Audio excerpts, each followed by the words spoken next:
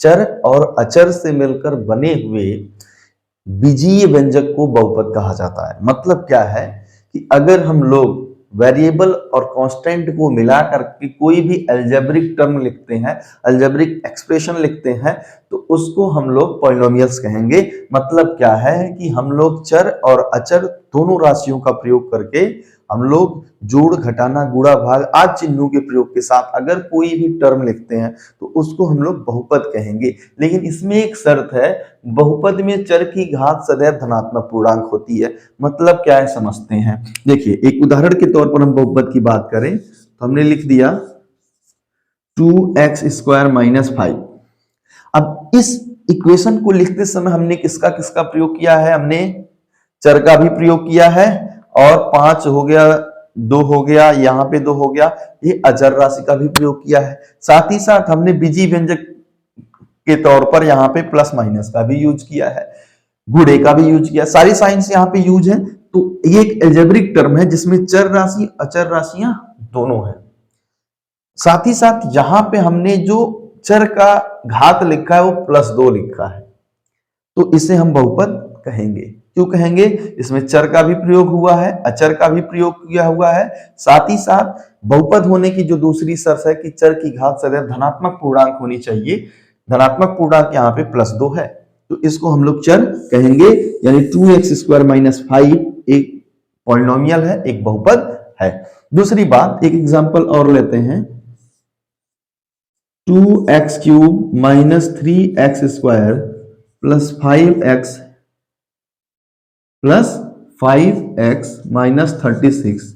यहां पे देखिए मैंने एक अलजेब्रिक एक्सप्रेशन लिखा, यानी एक बीजीय व्यंजक लिखा है जिसमें हमने चर अचर पदों का उपयोग किया है। साथ ही साथ देखिए यहाँ पे अचर के रूप में 2 हो गया, 3 हो गया, 5 हो गया, 36 हो गया, अचर पद है। x के रूप में हमने यहाँ पे एक चर का प्रयोग किया है।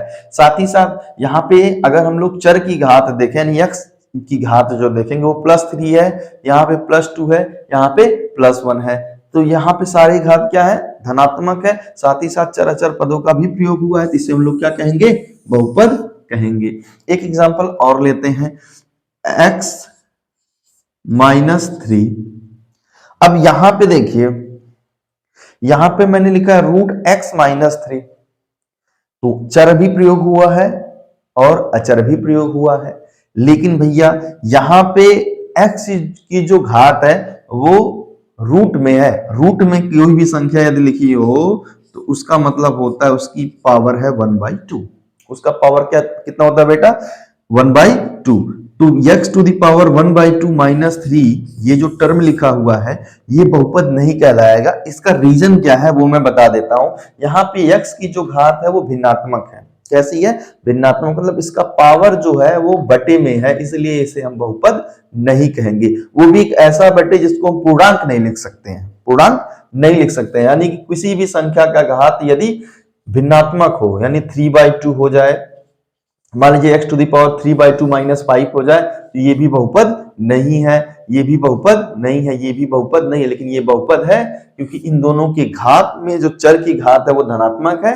इसका घात और इसका घात जो हो गया वो धनात्मक नहीं है, बल्कि क्या है? भिन्नात्मक है। यदि किसी बीजीय व्यंजक का घात जो हो वो क्या हो? ऋणात्मक हो, यानी चर की जो घात हो भिन्नात्मक हो या फिर ऋणात्मक हो, तो उसे हम बहुपद नहीं कहेंगे। इसी के साथ साथ एक और देख लीजिए एग्जांपल, x⁴ -3/2 + 2x² - 3। तो यहां पे हमने लिखा x⁴ -3/2 + 2x² - 3, तो इसको भी हम बहुपद नहीं कहेंगे क्योंकि यहाँ पे x की घात यानी चर, यहाँ पे भले घात धनात्मक, उससे मतलब नहीं है। यहाँ पे हमने एक घात देख लिया कि जो चर की घात है वो ऋणात्मक है, इसलिए इसे हम बहुपद नहीं कहेंगे। यानी यदि किसी भी बहुपद की घात क्या हो जाए? ऋणात्मक हो जाए या तो भिन्नात्मक हो जाए तो उसे हम बहुपद नहीं कहेंगे। लेकिन यदि x की घात क्या हो? धनात्मक हो और चर अचर पद का प्रयोग करके लिखा हुआ हो तो उसे हम लोग बहुपद कहेंगे। एक बहुपद का एग्जांपल और देख लीजिए, x² - 2x - 5। यहां पे भी x की घात क्या है? धनात्मक, इसलिए हम इसे बहुपद कहेंगे। एक और देख लीजिए, 2x +3y -3। यहाँ पे भी देख लीजिए कि x की घात भी यहाँ पे क्या है, धनात्मक है, y की भी क्या घात क्या है, धनात्मक। जहाँ पे कोई घात नहीं लिखा होता बटा वहां पे घात क्या होता है, +1 होता है, ये बात याद रखिएगा। तो यहाँ पे भी घात x की क्या है, धनात्मक है, यहाँ पे y की घात क्या है, तथा चर की घातें यहाँ पर धनात्मक है, इसलिए इसे हम लोग बहुपद कहेंगे। ये हमारा बहुपद है, ये भी हमारा क्या है, बहुपद है। लेकिन ये हो गया, ये हो गया, ये हो गया, ये सारी चीजें हमारे बहुपद नहीं है। तो बहुपद होने के सबसे प्राथमिक शर्तें क्या है कि चर तथा अचर पदों से मिलकर के कोई भी हम लोग विजीव व्यंजक लिखें जिसमें चर की घात क्या हो, धनात्मक पूर्णांक हो, तो उसे हम लोग बहुपद कहते हैं। किसी भी बहुपद में चर की घात भिन्नात्मक, ऋणात्मक या फिर अपरिमेय संख्या नहीं हो सकती है।